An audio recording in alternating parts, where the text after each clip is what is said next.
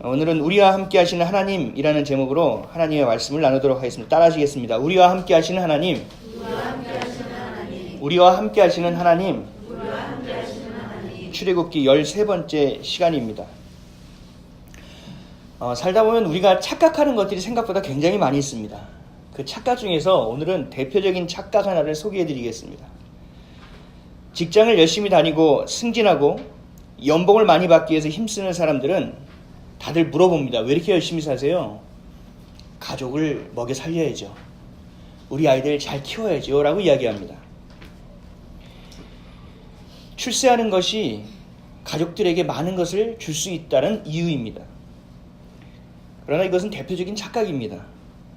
가족을 정말로 사랑하고 그 가족을 우선시한다면 가족이 진짜 필요할 때 그 곁에 있어주는 것이 진짜 사랑입니다.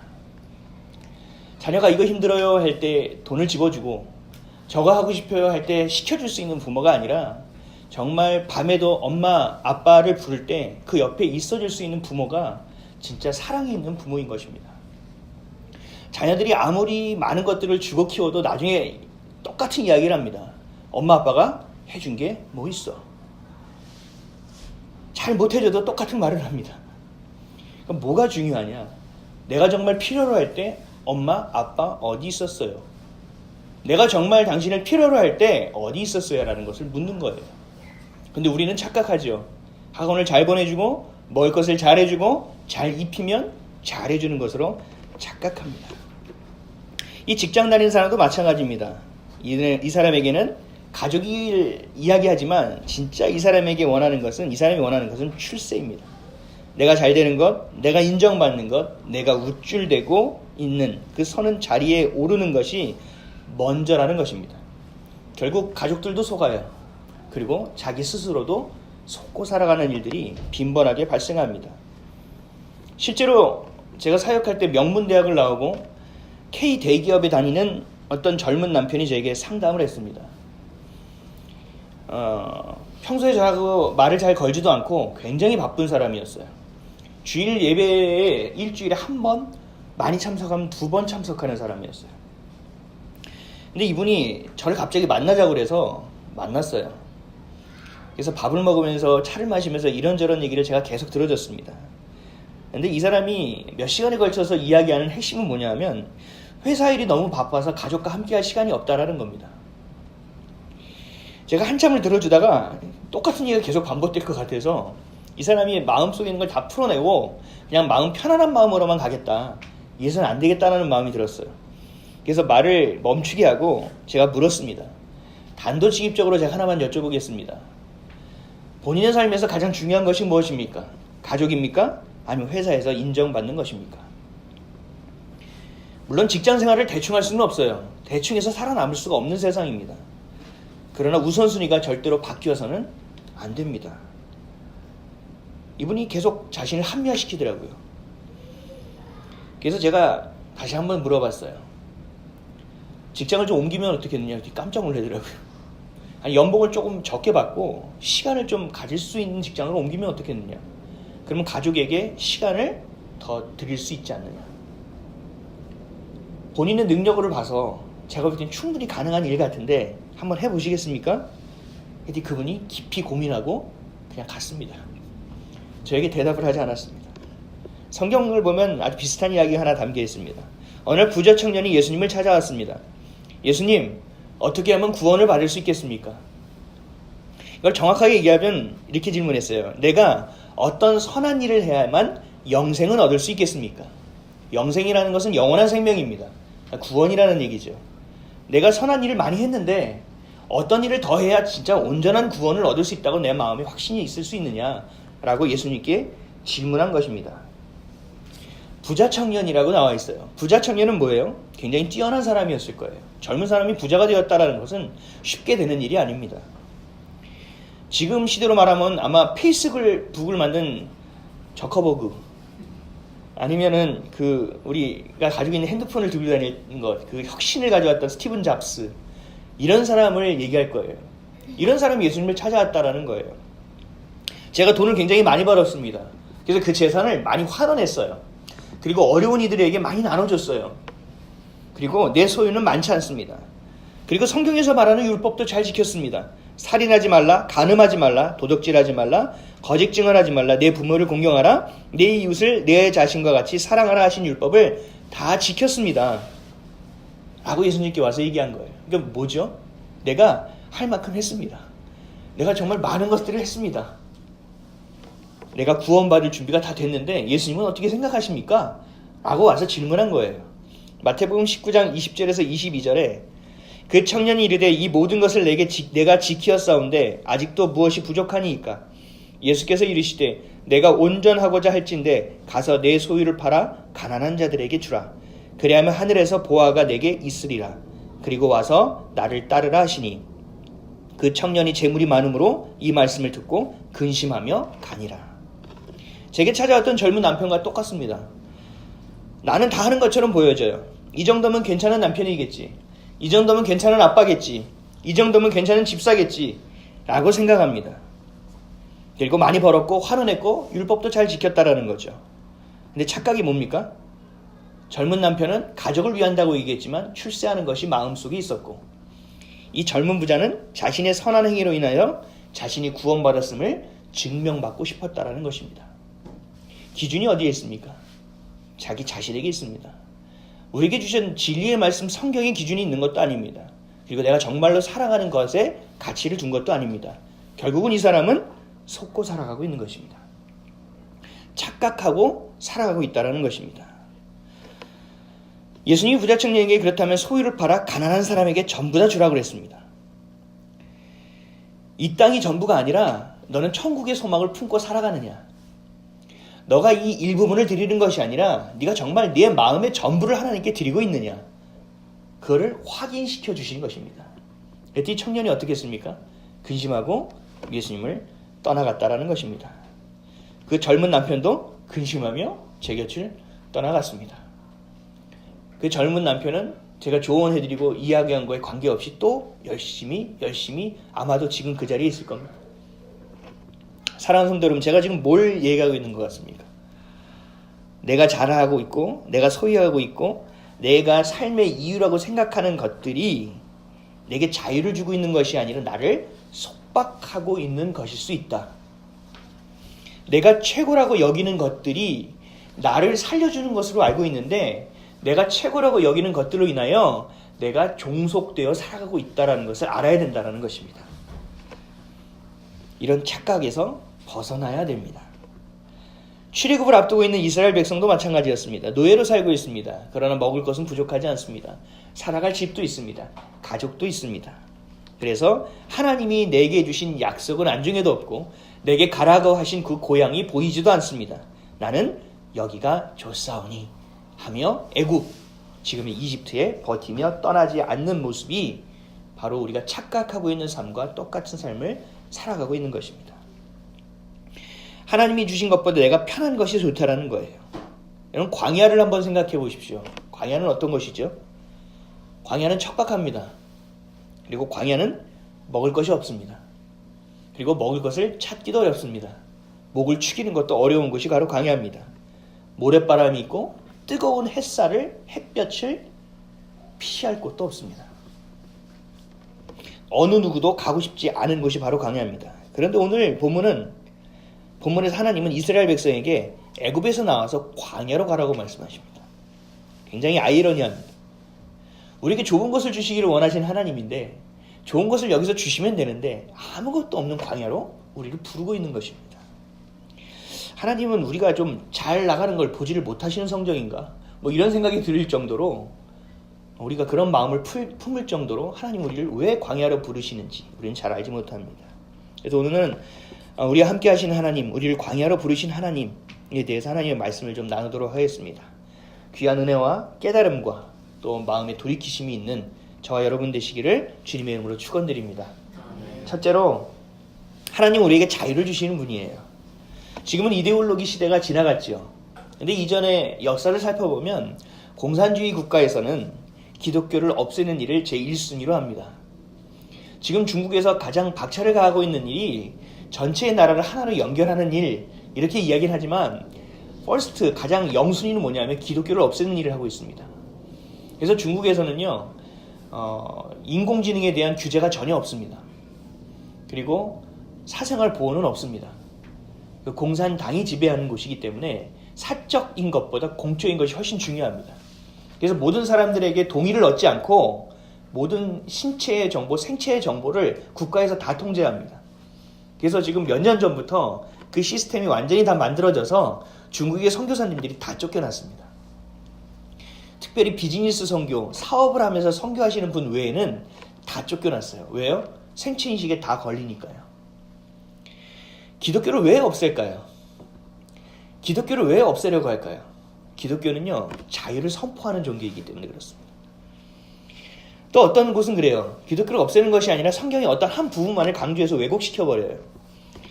그래서 그 일을 가르쳐서 성경을 안에서 하는 그 자유를 속박으로 바꾸는 일들을 해나갑니다. 마르크스가 대표적인 사람 중에 한 명입니다. 왜 이런 일을 할까?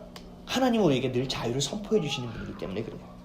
이스라엘은요, 전 세계 어떤 곳에도 없는 개념이 하나 있습니다. 희년이라는 거예요. 희년은 50년마다 한 번씩 찾아옵니다. 이 희년에 대해서 성경은 이렇게 정의합니다. 레위기 25장 10절에서 13절입니다. 너희는 50년째의 해를 거룩하게 하여 그 땅에 있는 모든 주민을 위하여 자유를 공포하라. 이 해는 너희에게 희년이니 너희는 각각 자기의 소유지로 돌아가며 각각 자기의 가족에게로 돌아갈지며 그 50년째 해는 너희의 희년이니 너희는 파종하지 말며 스스로 난 것을 거두지 말며 가꾸지 아니한 포도를 거두지 말라. 이는 희년이니 너희에게 거룩함이니라. 너희는 밭의 소출을 먹으리라. 이 희년에는 너희가 각기 자기의 소유지로 돌아갈지라. 아멘. 50년 다 희년이 되면 자유를 공포했다고요. 자유를 선포했다고요. 이게 어떤 자유냐면요, 제가 이걸 요약해서 말씀드리면 하늘과 땅을 지으신 분은 하나님이에요. 땅의 모든 소유는 하나님께 있다라는 거죠. 등기부등본을, 하늘의 등기부등본을 이렇게 까보면 다 하나님 이름으로 돼 있다라는 거예요. 우리는 임대 형식으로 받아 살고 있어요. 근데 살다 보면 어떤 사람은 잘 되는 거예요. 그래서 어떤 사람에게 내 땅을 팔아요. 그래서 그 소유를 가지고 내가 먹고 살아가는 데 써요. 그럼 어떤 사람은 땅이 많아지겠죠. 어떤 사람은 재산이 많아지겠죠. 어떤 사람은 내 거 팔 걸 다 팔아서 더 이상 팔 게 없어요. 그래서 나를 팔아요. 그게 뭐예요? 내가 노예가 되는 거예요. 그래서 삶을 그 자유 경쟁 안에서 이 사람은 잘 살고 이 사람은 못 사는 것이 다 정해져요. 근데 희년이 되면 이것을 원위치시키시다는 거예요. 그 땅을 내가 각 지파에게 줬고 각 가정에게 줬고 가문에게 줬던 것을 다시 회복하는 거예요. 내가 노예가 됐잖아요. 노예에서 다시 회복돼서 다시 예전의 신분으로 돌아가 그 땅으로 가는 거예요. 그래서 내 땅을 샀던 사람에게 내 땅을 받는 거예요. 그거 샀던 사람은 그 땅을 줘야 돼요. 이게 뭐냐면 땅도 하나님의 것이고 나조차도 우리조차도 하나님의 소유된 백성이라는 것을 철저하게 고백하는 거예요. 하나님만이 우리의 왕이시고 하나님만이 우리의 주인이시라는 것이 고백되는 것이 바로 자유의 선포였고 희년이라는 것입니다. 하나님의 하나님의 자녀로서의 모습이 회복되는 것. 우리가 세상에서 너무나 치열하게 살고 또 어떻게 보면 치졸하게 살고 이 거룩하지 못하게 살았던 것들이 다시 거룩함으로 돌아오는 그 회복이 바로 희년이라는 거예요. 우리가 그렇게 하면 완전히 공산국가죠. 다시 다 뺏어서 분배하면. 그것이 아니라 이 모든 것의 소유는 하나님께 있다라는 거예요. 여러분들 헌금은 왜 하십니까? 11조를 왜 하십니까? 이 모든 것은 하나님 거라는 고백이에요. 믿음의 고백. 이 고백이 내 안에서의 믿음의 고백이 없이는 헌금해서는 안 돼요. 왜요? 이 모든 것이 하나님 것이라고 내가 생각지도 않으면서 내가 돈을 꺼내준다고요? 하나님이 뭐 어디서 부족해가지고 우리한테 돈을 뭐 이렇게 봉투 열렸네 뭐 이렇게 하시는 분이 하나님이세요? 아니요. 이 모든 것을 주관하시는 분이 하나님이세요. 시간도 마찬가지예요. 돈도 마찬가지예요. 여러분이 가지고 있는 지금 소유도 마찬가지라는 거예요.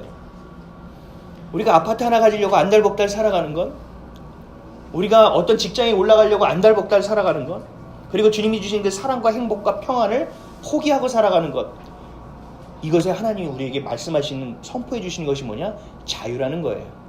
희년이라는 거예요. 누구를 통해서요? 예수 그리스도를 통하여 우리에게 희년을 영원하게 온전하게 선포해 주셨다는 것입니다. 이스라엘에서는 50년에 한 번씩 희년을 선포했죠. 우리에겐 매일마다, 매 시간마다, 매 초마다 그 희년이 선포되고 있는 거예요. 그러면서 여러분들에게 얘기합니다. 내게로 돌아오라. 너는 나의 자녀다. 너는 나의 사랑하는 아들이다. 사랑하는 나의 딸이다.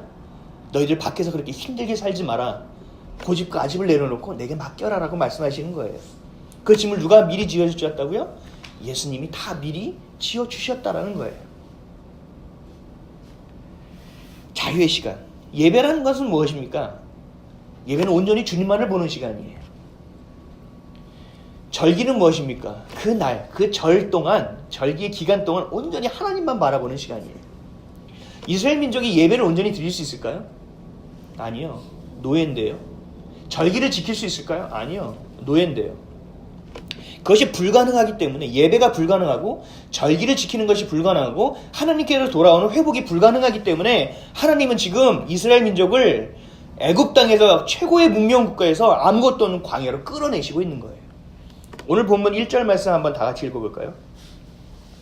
1절입니다. 시작.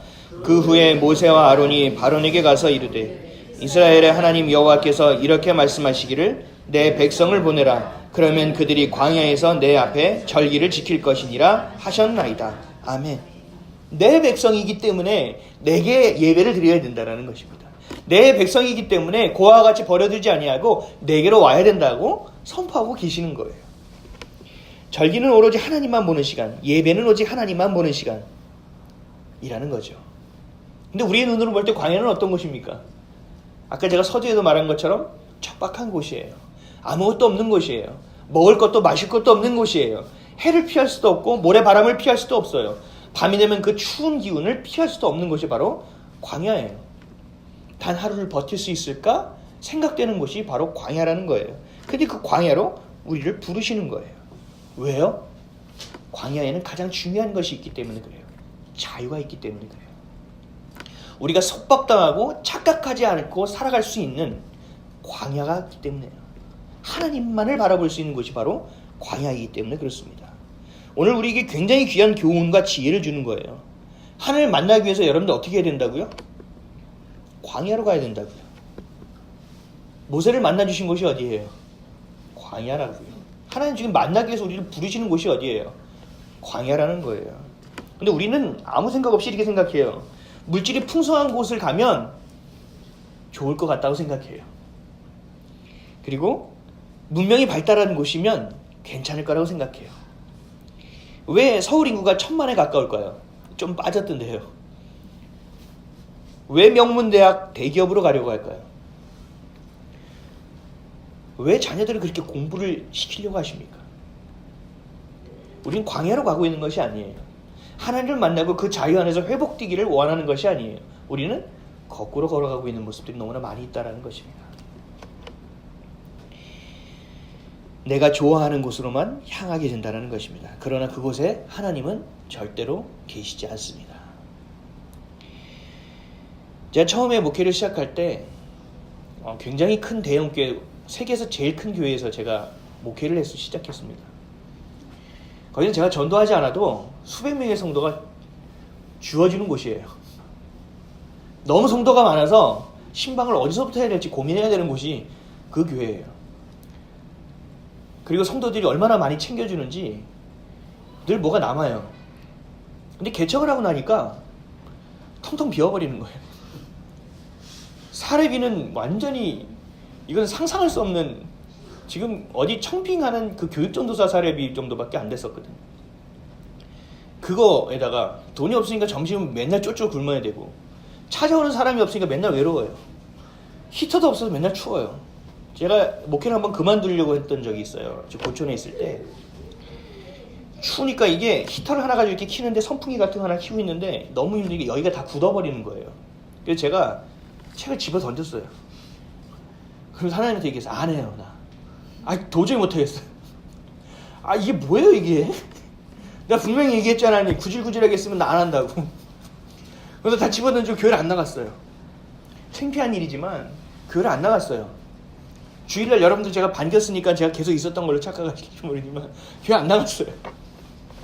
그리고 집에서 이불 덮고 있었어요. 여기가 너무 좋은데 나가기 싫어. 하나님이 계시는 곳, 하나님만을 찾을 수 있는 곳이 광야인데 제가 그 안에서 제중심으로 여러 가지를 판단했던 거죠. 근데 그 마음이 변하기 시작했어요. 제가 하나님을 사랑하고 하나님 날 사랑하신다는 것을 깨닫기 시작한 순간부터 성도가 몇 명이 앉아있는지가 중요하지 않아졌어요. 헌금이 얼마 들어오는지가 중요해지지 않았어요. 내가 지금 어디에 있느냐가 중요해졌어요. 내가 지금 누구를 보고 있느냐가 중요해졌어요. 내가 있는 곳이 광야라 할지라도 나와 함께 하시는 분이 하나님이라면 난 괜찮다. 왜요? 하나님이 다 책임지셔 줄 거니까. 너희가 무엇을 먹을까? 무엇을 입을까? 어디서 잘까? 걱정하지 말아라. 너가 그의 나라와 그의 뜻을 향하여 나아갈 때 이 모든 것은 내가 채워주겠다. 그 피를 내가 채워주겠다. 대신 네가 살아가는 이유를 똑바로 알아. 너가 왜 여기를 걸어가고 있고 네가 왜 지금 힘들고 있고 왜 고난 가운데 통하고 있고 너가 왜 광야에 있는지만 분명히 깨달아 알아라. 나머지는 내가 해결해 줄게. 라고 말씀하시는 거예요. 그래서 중요하지가 않아요. 많은 그 친구 목회자들이 저한테 뭐라고 해요. 너는 왜 전도를 안 하냐? 너는 왜 그런 활동들을 하지 않느냐? 자꾸 드러내야지, 보여야지, 나타내야지. 그래서 제 마음이 가끔씩 흔들려요. 그럴 때마다 우리 장로님이 중심을 잘 잡아주십니다. 내가 지금 광야에 있다는 것을 기억해야 돼요. 내가 이 광야에서 자꾸 애굽을 바라봐서는 안 된다는 거죠. 지금 광야에 내가 누구와 함께 있느냐? 여러분들 속이 좋죠? 제가 부잣집 가서 밥을 먹어봤어요. 부잣집은요 정말 맛있는 걸 먹을 줄 알았어요. 제가 상상하지 못하는 메뉴가 나올 줄 알았어요. 정말 부자였거든요. 근데 그 집도 세 끼를 먹더라고요. 바쁘면 두 끼만 먹는데 저랑 똑같더라고요. 그리고 반찬을 보니까 반찬 비슷해요. 근데 맛이 다르더라고요. 왜 다른가 봤더니 재료가 다르네요. 저희 집에서는 미국산 아니면 호주산 이 국거리 소고기를 넣어서 끓이는데 거기는 한우를 넣고 끓이더라고요. 그 정도 차이예요, 여러분. 너무 많은 것이 있는 것이 아니에요. 자꾸 애굽을 바라보지 마세요. 하나님을 바라볼 때 하나님 먹여주세요. 그냥 먹고 난 한우 먹었어. 난 너무 좋아. 이런 사람 있어요? 없어요. 든든하다. 따뜻한 거 먹었으니 춥지는 않구나. 오늘 한 끼를 또 이렇게 때우는구나. 다 똑같이 생각한다라는 거예요. 사랑하는 성도 여러분, 하나님을 여러분들이 인정하든 인정하지 않든 하나님은 계십니다. 아멘이십니까? 네. 오늘 보면 바로는요 이렇게 얘기해요. 2절 말씀이에요. 한번 읽어볼까요? 다 같이 시작. 바로가 이르되 여호와가 누구이기에 내가 그의 목소리를 듣고 이스라엘을 보내겠느냐? 나는 여호와를 알지 못하니 이스라엘 보내지 아니하리라. 바로의 말은 거역할 수 있는 사람이 아무도 없어요. 바로는 절대자예요. 입에서 나오면 그냥 행해져야 돼요. 저놈을 당장 목을 쳐라. 그 목을 치러 가요. 실수했네 하는 도중에 걔는 죽어요. 이게 바로의 절대 권력이에요. 권세예요. 그런 능력이 있는 사람이 바로예요. 근데 상이집트와 하이집트가 통일돼서 이집트가 하나가 됐을 때 바로가 자신의 이름을 바꿔요. 뭐로 바꾸죠? 파라오로 바꿔요. 바로 안에 라가 들어가는 거예요. 그 라가 뭐라고 그랬죠? 태양신이에요. 모든 신 중에 가장 뛰어난 신인 라, 그 태양신을 내가 넘어선다라는 얘기예요. 살아있는 신이 바로 파라오, 바로라는 거예요. 그러니까 바로가 얘기하는 거예요. 여호와가 누구이기에 내가 그 여호와라는 말을 듣고 그 음성을 듣고 내가 너희들을 보내겠느냐 이거예요. 나 모르는데? 누구야? 이런 얘기예요. 바로는 가장 뛰어난 신이었기 때문에 그래요. 우리가 바로 같을 때가 참 많아요. 내 수고로 내가 어떻게 고생해서 여기까지 왔는데 지금껏 일을 악물고 버티고 견뎌왔는데 내가 여기까지 이르렀는데 이것이 모두 하나님의 은혜래요. 그래서 얘기하는 거예요. 하나님이 누군데?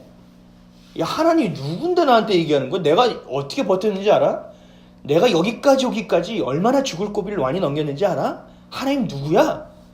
라고 우리는 얘기해요. 교만이죠. 또 잘되지 못한 사람은 또 이렇게 얘기해요. 세상에 믿을 사람 한 명도 없습니다. 세상에 믿을 것이 없습니다. 그리고 내가 지금 살아가는 곳이 지옥인데 나보고 지옥에 가지 않게끔 예수님을 믿으라고요?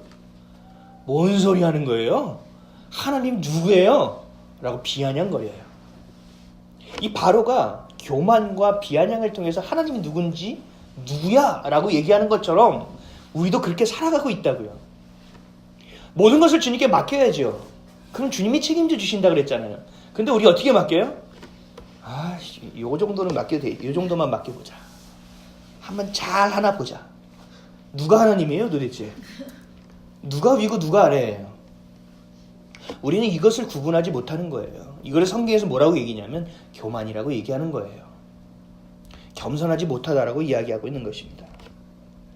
여러분은 하나님을 어떤 태도로 바라보고 있습니까? 여러분은 어떠한 모습으로 하나님의 말씀을 대하고 있습니까? 정말 하나님이 하나님입니까? 도대체 하나님이 여러분에게 누구입니까? 내가 이렇게 힘들고 어려운데 도와주지도 않으면서 당신 대체 누구야?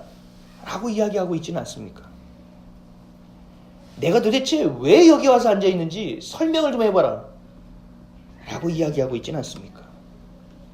하나님과 우리의 위치가 바뀌어 있는 것입니다. 중요한 것은 제가 아까 말씀드렸다시피 여러분들이 하나님을 인정하든 여러분들이 하나님을 인정하지 않든 관계없이 하나님은 하나님이라는 사실입니다. 바로가 여호와 하나님을 인정하지 않든 인정하든 하나님은 개의치 않으십니다. 하나님은 우리에게 약속해 주셨던 그 약속을 신실하게 이행하신다라는 것입니다. 그리고 자녀 삼은 우리에게 자유를 선포해 주시는 일을 거침없이 해나가시는 분이 바로 우리 아버지 되시는 하나님이라는 것입니다.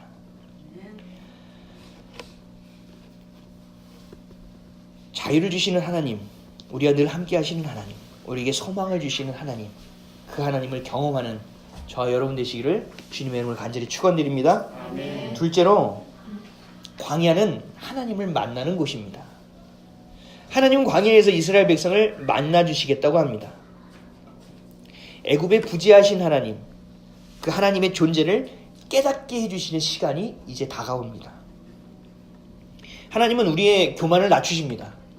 그리고 우리의 비아냥을 제하십니다. 철저하게 하십니다. 다른 것들은 애누리가 어느 정도 있는데요. 우리가 하나님 교만으로 하나님을 알지 못하고 하나님 곁에 가지 못할 때 애누리가 없습니다. 하나님을 비아냥거릴 때도 애누리가 없습니다. 하나님은 그 교만을 낮추시고 비아냥을 제하신다라는 거예요. 그래서 우리 눈에 있는 모든 의심과 자기중심적 사고를 다 내려놓고 하나님을 향하여 나아가게 하신다라는 거예요. 그것이 어디냐? 광야라는 곳입니다. 여러분들이 계속 교만할 때 하나님은 광야로 끝까지 이끌어서 네가 계속 버텨봐 라고 이야기하신다는 거죠. 그럼 우리는 어떻게 해요? 그래요? 한번 버텨볼게요. 먹을 거 안 줬어요? 참나 알았어요. 목마른데 물을 안 준다고요? 그래요? 그러도록 한번 해봅시다. 그리고 버틴다라는 거예요. 그래 버티다가 우리에게 오는 것은 뭐예요? 더 찌질한 몸부림이에요. 그냥 처음부터 하나님께 나아가면 될걸. 몇 대 두들겨 맞고. 그런 줄 몰랐어요. 하나님이네요. 이러고 나아가는 모습에 부끄러운 신앙, 부끄러운 구원을 받아서는 안 된다라는 거예요. 하나님은 우리의 경험을 내려놓게 하십니다. 우리의 이성을 내려놓게 하십니다. 우리의 사고와 생각을 내려놓게 하십니다. 그리고 하나님의 마음으로 걸어가게 하십니다.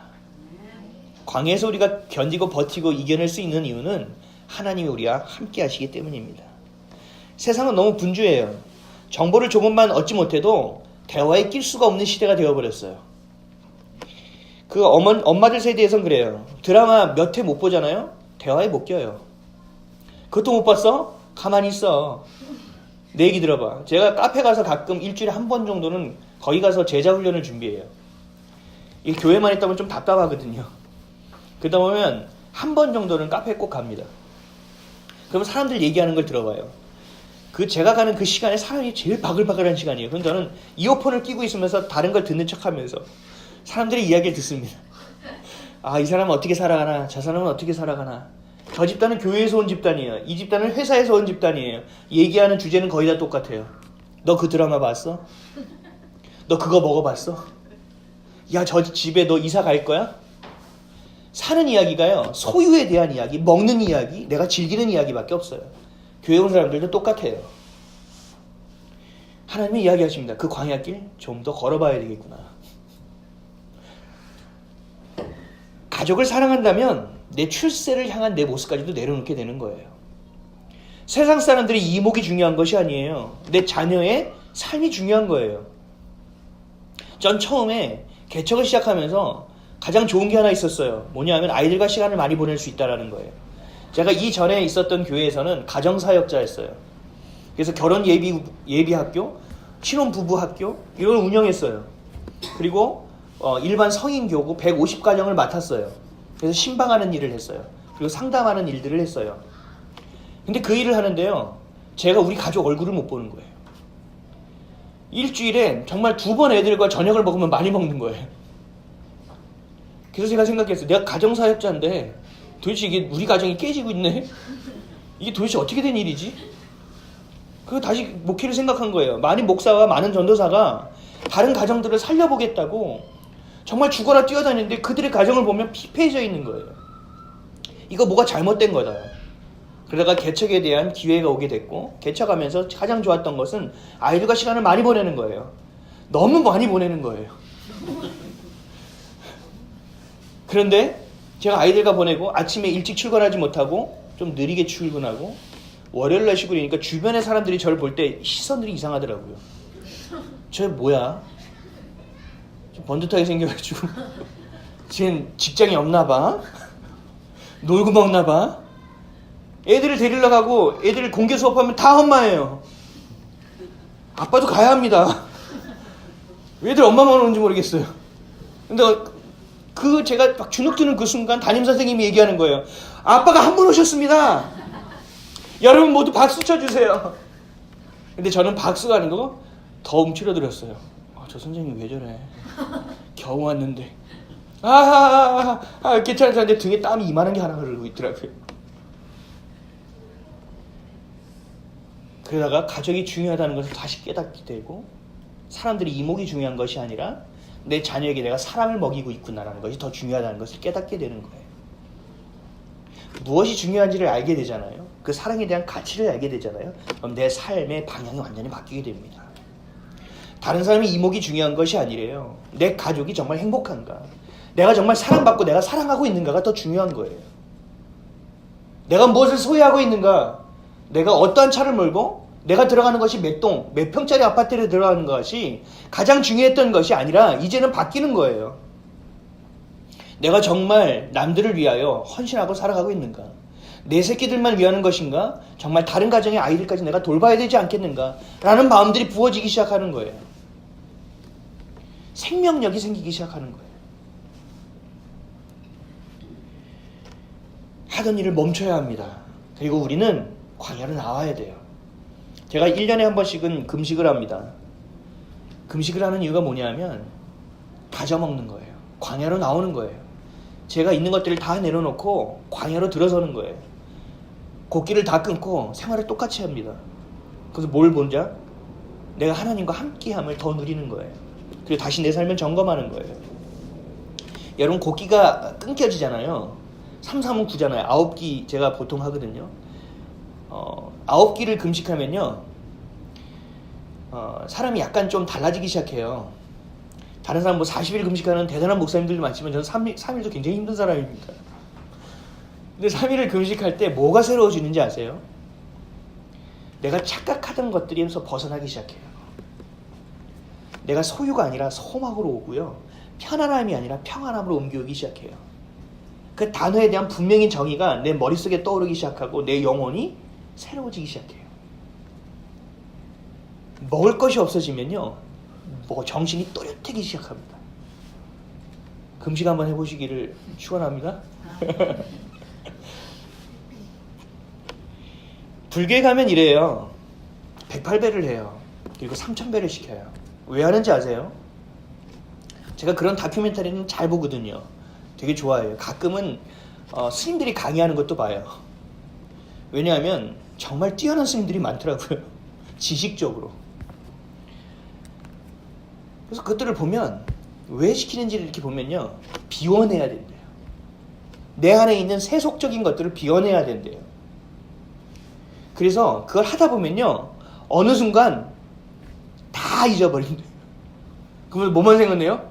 299, 300, 301. 그다음 세상 생각하면 어떻게 돼요? 어디까지 됐지? 다 했는데도 깨림직해요. 하나를 부족하게 했나? 하나 더 했나? 그러고 나서 다 비워져요. 그리고 나서 어떻게 되죠? 세상 살다 보면 다시 세상적인 것이 채워지죠. 그럼 다시 뭐 해야 돼요? 다시 108번, 다시 3000번 절을 해야 돼요. 생각을 비워내기 위한 거예요. 근데 하나님의 자녀된 우리는요, 어디로 향해야 되냐? 광야로 향해야 돼요. 내가 있는 것을 다 내려놓아야 돼요. 그리고 다 비워내야 돼요. 근데 우리는 비우는 것에서 그치지 않아요. 우리는 하나님이 주시는 것들로 채워져요. 그게 다른 거예요. 하나님이 주시는 것이 우리에게 채워지면 다른 것이 들어올 수 없어요. 우리에겐 절대 공간이라는 것이 있어요. 하나님 외에는 채울 수 없는 것이 있어요. 그래서 세상 사람들이 이것을, 하나님을 모르는 사람들은 이것을 채우기 위해서 발버둥을 쳐요. 뭘로 채워요? 성적인 것으로 채워요. 그리고 물질적인 것으로 채워요. 그리고 이것이 안 되니까 알코올을 쏟아 넣어요. 그리고 가서 도박을 해요. 중독으로 향하게 되는 거예요. 우리 청소년들 뭐예요? 게임하죠. 왜 게임해요? 세상이 보기 싫은 거예요. 여기 들어가 있으면 너무 좋은 거거든요. 이 절대 공간에 하나님이라는 분이 채워주시고 와주셔야 되는데, 그것이 채워지지 않을 때는 세상의 것들을 채우기 위해서 허겁지겁 힘쓴다고요. 마치 여러분들이 밥을 걸렀을 때 아침을 반드시 드셔야 돼요. 아침을 안 먹으면 어떻게 돼요? 헛헛해요. 뭘 먹어도 헛해서 자꾸 뭘 집어먹게 돼요. 그러면 건강은 어떻게 돼요? 배는 채워질지 모르지만 안 좋아지잖아요. 똑같아요. 하나님이 우리 가운데 거하셔야 돼요. 그것이 안 되니까 헛헛하니까 뭔가 자꾸 다른 걸로 채워넣는 거예요. 그러다 우리의 영혼은 피폐해져 가기 시작한다는 것입니다. 그래서 광야로 나아가는 것이 굉장히 중요한 일이에요. 여러분들이 자진해서 그 광야를 향해야 되는데, 우리가 정신 못 차리고 살 때 하나님께서 광야로 우리를 끌어내 주시는 거예요. 그럼 우리는 뭐라고 해요? 하나님 너무하네. 하나님 내가 그래도 이 정도 헌금하고 이 정도 교회 출석했으면 됐지 라고 얘기한다는 거예요. 이것은 마치 젊은 남편과 저를 찾아왔던 그 젊은 청년 부자와 다를 바 없는 삶이라는 것입니다. 하나님으로부터 우리는 체험받아야 돼요. 하나님이 주신 평안과 기쁨이 우리 삶의 만족이 되어져야 돼요. 다른 것으로는 절대 만족되어질 수 없습니다. 진정한 자유를 우리가 맛봐야 돼요. 그러면 죄의 속박에서 벗어나는 것이 진짜 자유예요. 요한복음 8장 32절에 이렇게 말씀하십니다. 진리를 알지니 진리가 너희를 자유롭게 하리라. 진리가 무엇입니까? 하나님을 아는 거예요. 하나님을 아는 자가 자유를 얻을 수 있다는 거예요. 어디로부터요? 죄로부터요. 세상의 쾌락으로부터요. 정욕으로부터요. 이목의 자랑으로부터요. 우리는 벗어나서 온전한 자유를 누릴 수 있게 된다는 거예요. 세상의 소유, 자랑, 만족으로 살아가는 것이 아니라 전혀 새로운 가치, 생명과 사랑과 평안과 기쁨과 소망으로 살아감을 경험하게 될 수 있다는 것입니다. 멈춰서야 비로소 깨닫게 되는 것입니다. 여러분 러닝머신 타보셨어요? 운동해보셨어요? 운동할 때 한 3, 40분을 해야 되잖아요. 최소한 40분 이상을 하라 그러잖아요. 아니면 자전거, 사이클. 그거를 막 하다가 내려오면 어떻게 돼요? 잘 안 해보셨어요? 팽 들죠? 시연을 할 수도 없고. 어떻게 돼요? 다리가요, 후두둑거리고 계속 가려고 그래요, 앞으로. 왜? 내가 계속 앞으로 갔으니까. 땅은 가만히 있죠. 근데 자꾸 다리는 앞으로 가려고 그래요. 움직이려고 그래요. 우린 이런 착각을 하고 살아가는 거예요. 세상에서 분주하게 살다가 잠깐 내려와야 되는데, 내려오면 이상해요. 자꾸 걸어야 될 것 같아요. 다리가 계속 움직여요. 그래서 사람들이 봐요. 저거 실패한 것 같아. 저거 잘 못 사는 것 같아. 그 사람이 우리 인생을 책임져 줍니까? 아니요. 인생을 책임져 주시는 분은 하나님이에요. 그럼 우리는 뭘 봐야 됩니까? 하나님을 봐야 돼요. 러닝머신을 여러분 24시간 계속 탈 수 있어요? 속이 세상의 억대 연봉자들은 그렇게 타고 있다고 얘기하죠. 언젠가는 내려와야 돼요. 언젠가는. 우리가 내려오는 그 공간이 바로 광야라는 것입니다. 내려와서 주님을 봐야 돼요. 점검해야죠. 다리만 너무 부끄러워진 것이 아닌가? 팔도 좀 운동을 해야 되겠는데? 팔과 다리만 너무 굽네? 허리 운동을 안 했네? 뭔가 점검이 필요하잖아요. 빠르게 가는 것만 중요한 것이 아니에요. 내가 많이 간 것만이 중요한 것이 아니에요. 내가 런닝머신을 계속 타고 있는 것이 중요한 것이 아니라고요. 내가 누구와 함께 있느냐, 내가 어디로 향하고 있느냐가 정말 우리 인생이 가장 중요하다는 것입니다. 이걸 속지 말아야 합니다. 그래야 나와 함께 하신 하나님을 만날 수 있습니다. 하나님을 만나면요 당당해집니다. 용기 있게 되어집니다. 오늘 1절 말씀 다시 한번 읽어볼까요? 1절 시작. 그 후에 모세와 아론이 바론에게 가서 이르되 이스라엘의 하나님 여호와께서 이렇게 말씀하시기를 내 백성을 보내라. 그러면 그들이 광야에서 내 앞에 절기를 지킬 것이니라 하셨나이다. 아멘. 여기서 가장 확연하게 들어오는 단어가요, 저는 내 백성을 보내라예요. 하나님이 나를 하나님의 자녀 삼아 주셨구나. 하나님의 백성이 하나님이 끝까지 책임져 주시는구나. 내가 비록 교만하고 내가 비록 비아냥거림 가운데 있을지라도 주님은 징계 가운데서도 진노 중에서라도 우리를 향한 긍휼함은 잊지 않으시는구나. 부모는요 자녀를 책임져요. 책임져야 해요. 하물며 하늘에 계신 우리 하나님 아버지가 우리를 책임지지 않으시겠습니까? 요한복음 14장 17에서 18절에 이렇게 말씀하십니다. 그는 진리의 영이라 세상은 능히 그를 받지 못하나니 이는 그를 보지도 못하고 알지도 못함이라. 그러나 너희는 그를 아나니 그는 너희와 함께 거하시며 또 너희 속에 계시겠음이라. 내가 너희를 고아와 같이 버려두지 아니하고 너희에게로 오리라. 아멘. 이것이 우리가 가질 수 있는 가장 큰 소망이에요. 사랑하는 성도 여러분, 고집과 아집을 내려놓으세요. 자존감 그거 다 내려놓으세요. 우리 하나님이 되는 순간 그런 것은 다 필요 없어요. 그것은 하나님이 우리를 백성 삼아주시고 우리를 자녀 삼아주셨기 때문에 대신 그 프라이드를 지켜주십니다. 하나님이 하나님이라는 것을 세상 사람들이 우리의 모습을 통하여 보여내 주신다라는 겁니다. 당당하십시오. 그리고 늘 주님 우리와 함께 하시는 하나님께 동행하십시오.